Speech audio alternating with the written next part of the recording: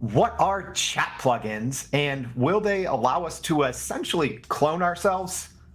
That's one of the things that we're going to be talking about today on Everyday AI, your daily live show, podcast, and newsletter that breaks down all of the newest trends, happenings, and everything that's going on in the AI scene and helping everyday people like you and me learn and leverage everything that's going on.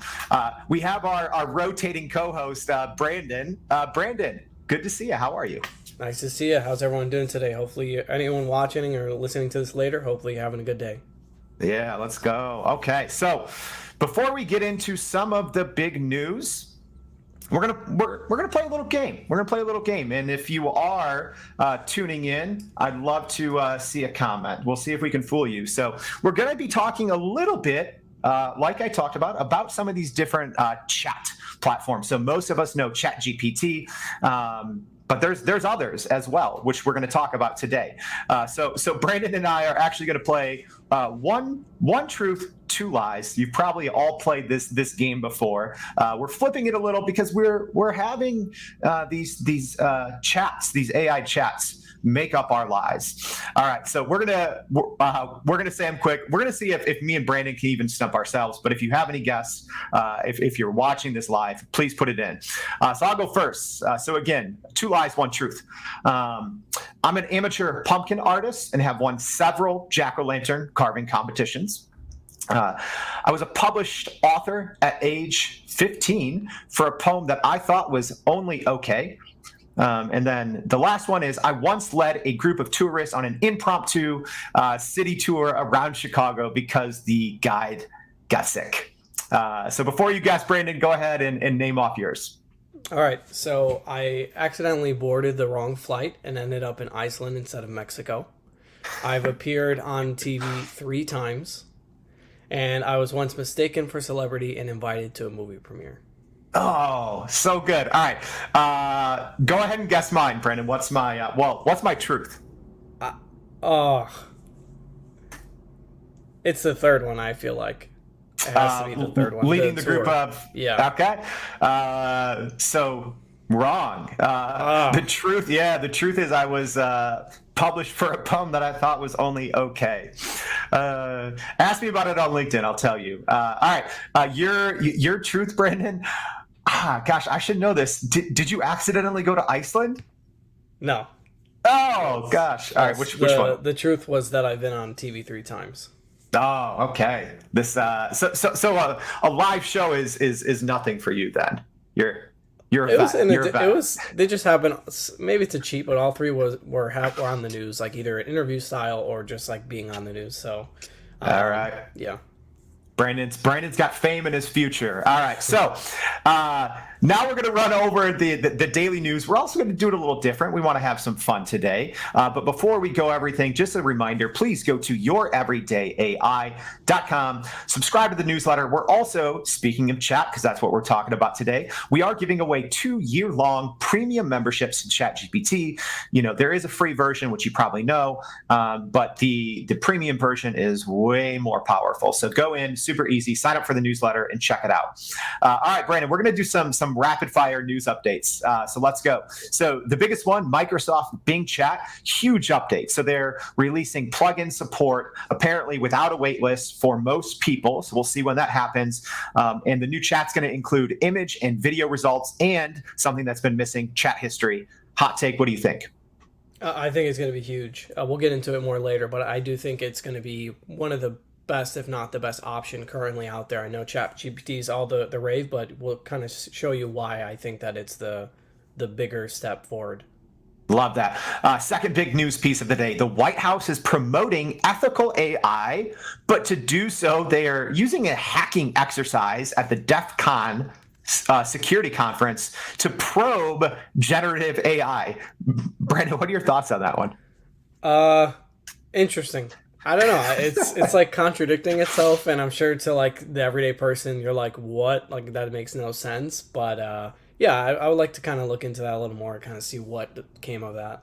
Yeah, we'll definitely have it in the newsletter. Speaking of something that's in the newsletter, we haven't talked about on the show, but I think it's worth talking about. Chegg, so the education company, their stock completely crashed earlier this week. I believe it went down 40%, because they said ChatGPT was a huge threat to their business.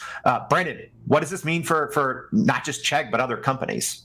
I mean, this is huge. If you kind of caught this in our newsletter last week, so definitely sign up if you're, or the other day, so definitely sign up if you're missing out on that. I think it's interesting because it easily can replace just all kinds of study materials, book materials, educational, applications, and so this is bigger than just Check. I mean, it could be. We've already kind of seen the end of like libraries, but next could it be the end of like ebooks and other things like that? It could be interesting.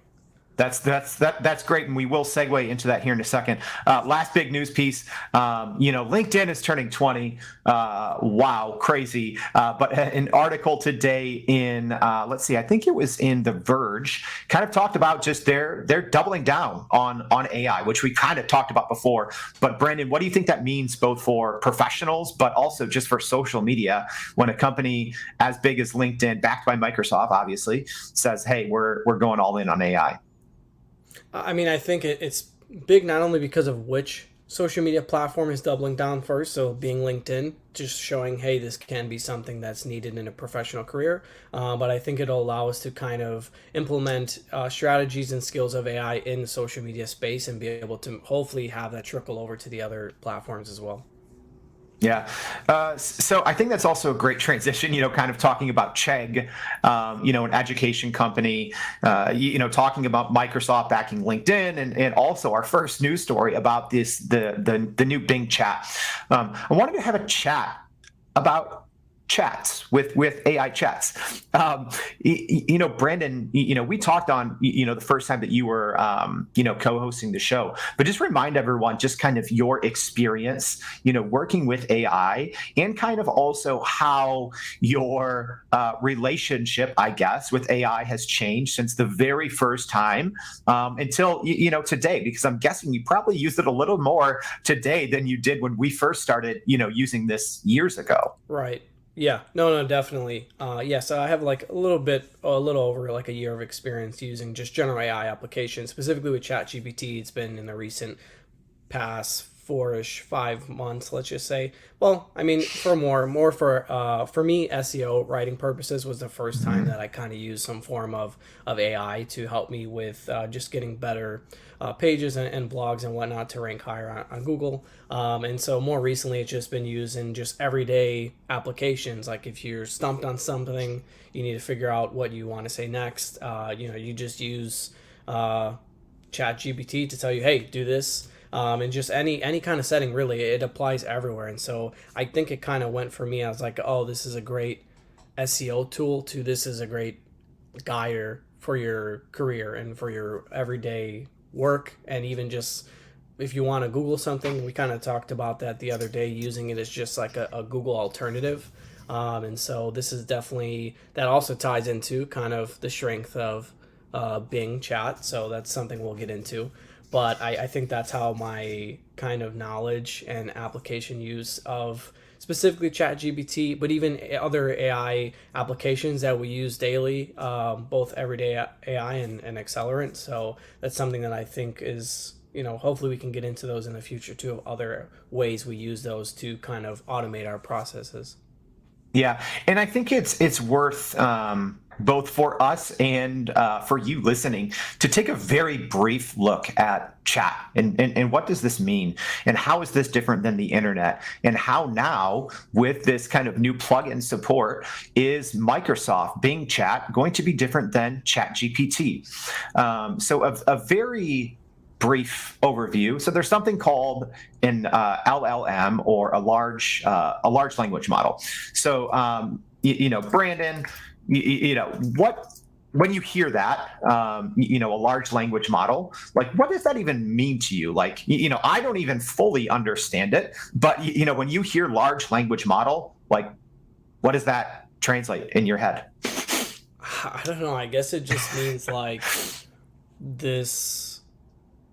not piece, but I was just gonna say like piece of data that has like obviously a specific amount of knowledge that is able to like computate you know words to you as an example. So I mean obviously this is probably the most you know boring explanation ever, but that's kind of just what I see it as. And so like obviously a model means that it's mocked after something, so that that's important to understand. And obviously as I we actually understand how it's based off of a certain period of knowledge, which we'll get into. That's kind of what that's my basic Yeah. attempt at trying to explain it if I didn't know No. anything. I think that's really great.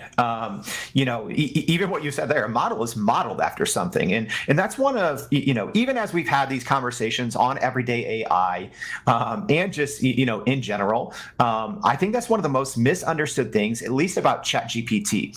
I think there's a lot of frustrations when people are trying to get as an example, recent information, and knowing what a large language model is important because it is a model. And the thing that most people do not understand with ChatGPT is that model ends. It currently ends in September 2021.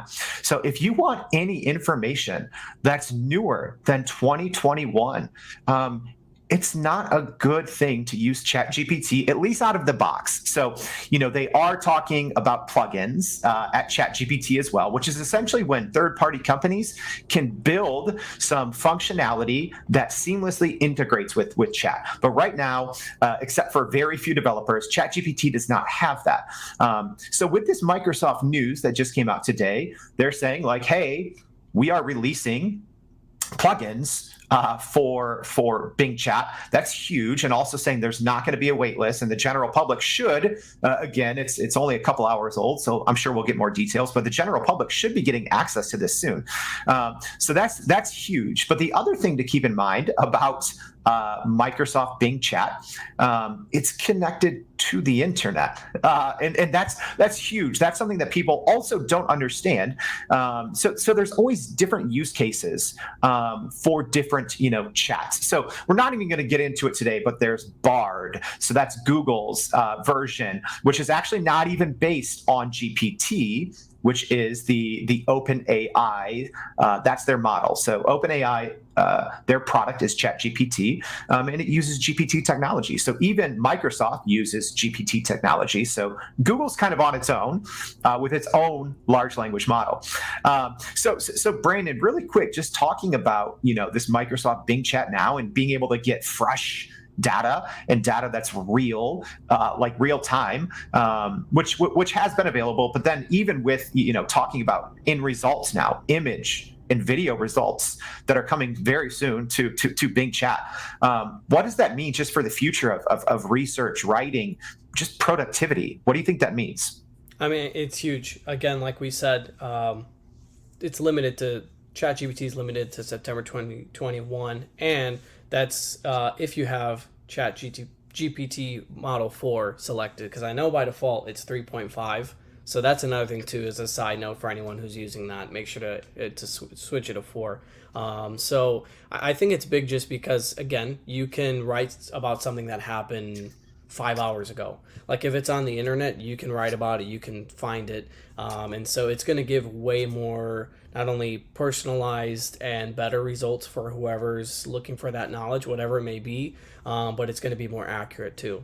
So, it's for so many purposes. I'm thinking from my perspective, even just like an SEO perspective, it's going to write a lot more accurate content, and it can probably pull from some of the top like articles as an example. And so we're going to get some things that are ranking already high on Google, but it has so many applications to any kind of position or career. Yeah. And if you are watching this live, apologies if you're on the listening on the podcast, but I'm going to try to explain it to you. So on my screen here on the Everyday AI Live stream, I have an example of a prompt and a response in ChatGPT. So, kind of going along with what we talked about earlier, I'm asking what's going on in the stock market this week. And specifically, I want to know what happened with Chegg's stock price. So with ChatGPT, and this is with the newest model, which is called GPT-4. It's saying, I'm sorry, as an AI language model, I don't have real-time information, blah, blah, blah. If you've used ChatGPT, you probably see that response a lot, but it's essentially saying, I don't know. I'm not up to date. This is before, or this is more recent than September 2021. Okay, so now I'm switching over to the result from Bing Chat. So you'll see it's completely different, the exact same prompt, and I'm getting just a fantastic summary here. So, Bing Chat says, here's a brief summary of what has been going on in the stock market this week. And it's not just talking about like macro, it's talking about micro as well. So it's giving a big overview of what's happening in the Dow Jones, in the S&P, in the NASDAQ, what's happening that week. It's also saying like why it's still volatile, right? The stock market's been very volatile. And then also we have down there that the Chegg stock, it's the impact that it had this week with this news. So I think that's just such a small but a powerful example, and how so many people maybe aren't using ChatGPT correctly. I think that depending on what you want to know, you definitely have to use the right model. Brandon, so what do you think? Just even looking at this example, what are your thoughts? Yeah, again, I think the way I start to see it and look at it is like OpenAI, ChatGPT maybe can be used for more of like, I don't want to say creative writing purposes, but maybe more like stylized writing, or if you're writing like a landing page for your website and you just want to add that little bit of like character to it that maybe you can't get to. Whereas any type of chat that has the ability to connect to Google or Bing in this case can definitely be used for more recent news, to be able to write recent blog articles, anything really. Yeah. And so that's kind of how I see it personally, and maybe that's something that other people can try to approach it with as well.